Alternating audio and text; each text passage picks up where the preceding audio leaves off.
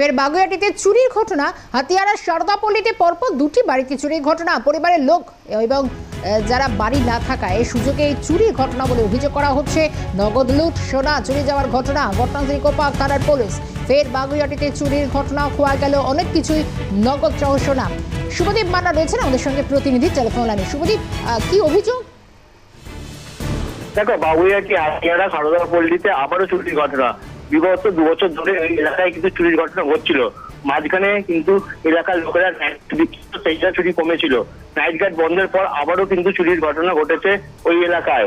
একটি বাড়িতে কিন্তু বাড়ির লোক কিন্তু তারা ঘুরতে গেছে, সেই সময় কিন্তু তাদের বাড়িতে চুরি ঘটেছে এবং রীতিমতো তালা ভেঙে এবং আলমারি ভেঙে কিন্তু চোরেরা ভেতরে ঢুকেছিল এবং তারপরে কিন্তু পরিবারের লোককে জানায় পাশের বাড়ির লোক কিন্তু তাদেরকে জানায় যে আপনাদের তালাটা ভাঙা, কিন্তু তারা কিন্তু এখনো পর্যন্ত এসে পৌঁছাতে পারেনি বাড়িতে এবং তার মেয়ে কিন্তু এসে পৌঁছেছে।